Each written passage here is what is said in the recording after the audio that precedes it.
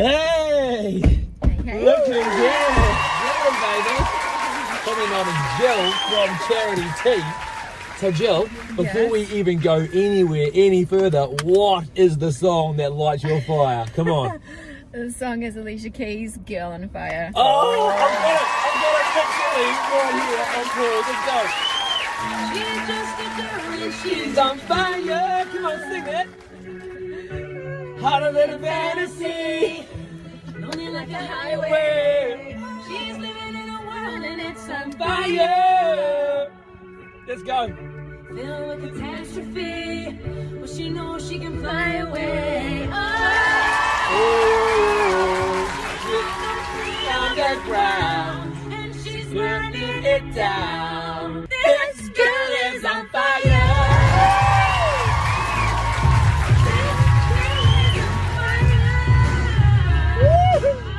So good to have you as part of Thank you. our Carpool Honcho. Hilarious. And you know, to be interviewing you and finding out what makes you tick. What Wow.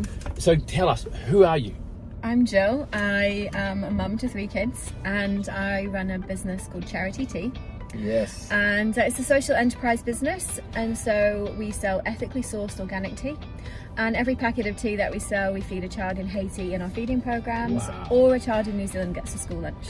So we care about people. Say that again. A child in New Zealand gets a school lunch, Or we feed a child in our feeding programs in Haiti. that is Wow, cool. that is incredible. Yeah. So where does this passion come from? Where does the passion to serve people in this way? I think I remember when I was a kid and I saw little kids on the TV. I don't know if you remember the children of Rwanda, and they got displaced and there was all this starvation going on. I remember being a child and just seeing these kids walk across the screen. And I just thought, oh, that's not okay with me. And I think that's where the seed was planted, you know, this kind of strong sense of justice. Yeah. And I've had a career in social work and youth justice, and so, you know, I feel like I'm just secretly Supergirl and I want to change the world and make it a bit better. So Wow. yeah. Do you feel like that over the course of life, you know, sometimes we get knocks, we get hard times hit us, our circumstances happen and so on. Do you feel like those seasons, those difficulties lead to where you are now? Yeah, I think so. I think, you know, we can't always choose what happens to us, but we can choose our response. Wow. And so you have a choice to let these, you know, situations in life make you or break you. Yeah, wow. And I think that's one of my biggest lessons, is learning to just choose your response. That's the one thing that you can control. Yeah. So yeah, for sure. Everyone's got a dream, people have got goals, ambitions and so on. But you know, I think that one of the things that obviously defines someone who becomes successful, and however you deem success, is someone's got to take a step out. You've actually eventually at some point, right, you've got to put a foot out and do something. Yeah. And so do you want to take us through that? Like, what was that moment for you when you knew I need to put my foot out and make this a reality? Make Charity Tea happen. Yeah, sure. So I think I tell people that you become a change maker when you see a problem and you decide to make it your problem. Wow. Yeah.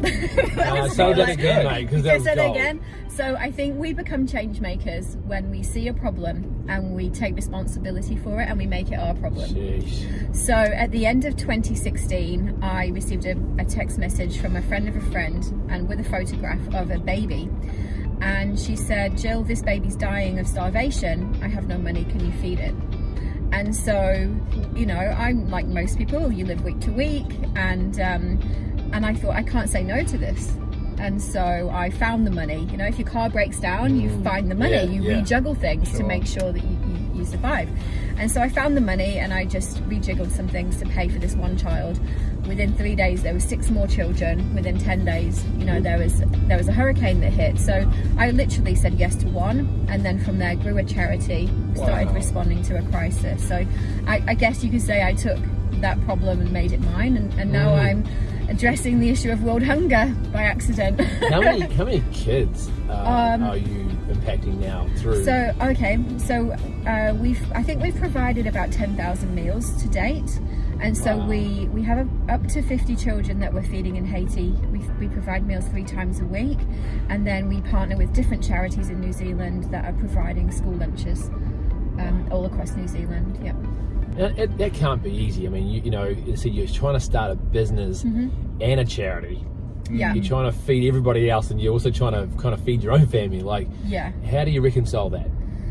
That's a really, really tough question. So I think when I first started the charity, I felt like I'm finally doing the thing I'm born to do. Then I realised I was going to beg for money my whole life, and so I started a business as a funding funnel to help fund the impact that I wanted to make. So that took some different skills. And I think when I first started Charity Tea, I took a lot of pride in the fact that I was a volunteer and I wasn't taking a salary, and all the money was going straight to the children, until I found myself in a situation where my marriage broke down and I found myself in work and income, saying I feed 600 kids a month and I can't feed my own. And the lowest point for me was when I ended up going to the Salvation Army asking for a food hamper and Christmas gifts for my kids. So I realized that I have all these values around sustainability for my business and my charity, and helping people out there, and I wasn't helping myself at home. So Mother Teresa has this quote, and she said, we can be so busy eradicating poverty out there, we don't realize we're creating it in our own home. Yeah. And so that really stuck with me. So my goals have definitely been to make it more sustainable, and to make sure that I'm taking care of my own family as well as everyone else's. What do you think about balance? You're out there changing the world. Yeah. Balance, does it exist? Idealistically, I think it does. I have this little phrase that I learned a few years ago, and it's just a little check-in that I do with myself, and it goes inward, outward, upward. So inwardly, I check with myself, how am I doing? How am I feeding my soul? Am I taking care of my health? Do I have times where I have some downtime? Things like I do just dance around the house, or beach walks, or learn the violin. So inwardly, how am I doing? And then outwardly, how am I connecting with my family or my friends or my community? Yeah. And then upward is my faith or my connection with my sense of purpose. Right. And so it's really good for me just to take some time and go, is anything out of sync? Inward, outward, upward. Sure. What's missing, and where do I need to focus some attention? So I don't think I'm doing it very well. I feel like I juggle plates a lot of the time. Sure. But yeah, I do have some checks in place to. Yeah. I love that idea. I heard a guy by the name of Pedro Adao, and he said, he said a few months ago, he said, the definition or the word of purpose can be so big, right? When you talk, if you ever ask anybody, hey, do you think you're living out your purpose, or do you think that you're doing, your life's call? And he said, it really used to get to him, and he said, I rather think about things by way of assignment. Yeah. What is my assignment at the moment versus this big lifelong purpose? What is my assignment? So what do you think about that? Do you feel like you're on assignment for a season, or do you feel purposed? It could be both, but what do you sort of think about that? I think if I think about I'm on assignment, then I think that I've been given something from someone else. So I guess it gives me a sense of I'm not the boss, someone else is. So I've been given a job, and it is my job to finish. So yeah, I would definitely say I feel like I'm on assignment. Yeah. But within that, I have a purpose statement, which would be zero hunger, or feeding you today and growing you tomorrow. Right. So yeah, I definitely feel, the way that my charity started, and the way I literally had a dream about my business. I had a dream that I started a tea company, and in my dream I saw it work. So when I woke up, I was like, I'm going to do this. Wow. So in that sense, I feel like it's been given to me as an assignment. Yeah. And then it's, it doesn't just stop there. You have to apply what you know, and you have to upskill, and you have to learn. And so I got given an assignment or a dream, start a tea company to provide funding for a charity. But then I had to learn how to do marketing and sales and design packaging and all of those things. So let's talk about that. Let's talk about sales. Going through COVID-19. So to have to reshuffle how we do business, how have you been doing business, and what would be your sort of number one sales tip? Probably the biggest thing for me would be build relationships. I think there's just something about having authenticity in business, and also doing what you say you're going to do. So I have this just a personal integrity thing, that if I say I'm going to be somewhere, I can't cancel. You know, I have to show up, I have to be there, I have to deliver, even if I get a better offer. Sure.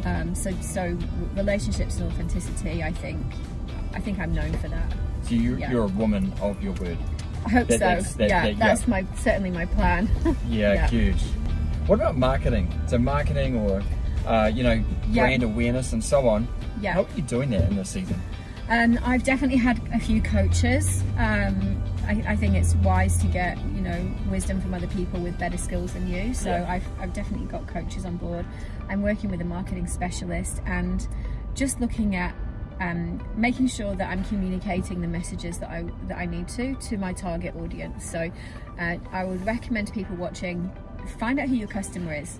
It's not everyone. So define your customer, think about what problems they have, think about what are they worrying about, and how your product or how your service can help them.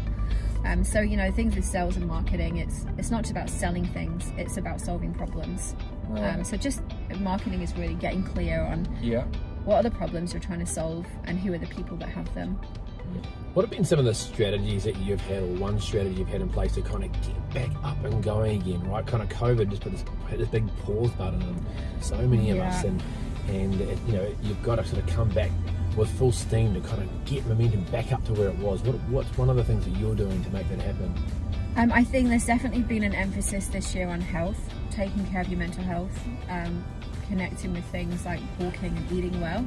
And also I think actually being at the crate has been a big catalyst. So having a family of people, teams of people around you, that you're all going through the same things, and just being able to encourage each other. You don't get very far alone. So you're doing it together, right? Doing it together and just constantly focusing on building your community. Isn't it so good actually? You're the average of the 5 people you spend your time with, right? Yeah. And when you're in that context, when you're in that environment, I think it can only foster success, right? If you're when you're with sort of inspiring people, or even when you're around people. I remember, a couple of months ago, me and my family went through a difficult moment, but you know what? We were in an environment that fostered understanding, that fostered, hey, we're with you, that said, but you know what, we're also going to level up in this experience as well. And I think, isn't it cool to be a part of, for me as well, being part of the crate, where you're part of a community that says, hey, look, when someone goes down, we all go down, but we're going to pick up that person together. And I think that, how cool is that? I think it's necessary, right? Really necessary, So what's the future of, where's you from here? So we're going into 2021. What do you see for next year and moving forward? Great question. So we've had to pivot our marketing strategy a little bit because we focus so much on wholesale orders. Sure. And we're finding a lot of the bigger companies are just delaying those decisions. So we're focusing on more direct to customer subscription T plans now as a strategy. But I think the biggest thing, like I said, I started with is just building relationships, keep those doors of communication open, keep being authentic to the brand, running a business that has values, and just keep living those out. I think that consistency will stand the test of time. So good. I think we've got one of your teas here. Can we have a quick squiz at that? So this is the corporate packaging. You better hold that because I'm driving, okay? For staff rooms and cafes and things like that. So our retail range is smaller. And we stock this at the crate, and we're actually all right now enjoying a beautiful tea. That's the charity tea. And it's beautiful tea. You can order it where? You can order it online, charitytea.co.nz. So cool. Gill, it's been an absolute pleasure to have you with us in the car. Carpool Honcho, a new initiative of the crate. And I said we're just so proud and thankful to have you in our community, in our family. And here's to a very, very successful and end to 2020 and bring on 21. And we just want to also say special thanks to Toyota for the use of the Highlander that we're driving today. Beautiful and car. their small business driver program. So really, really cool.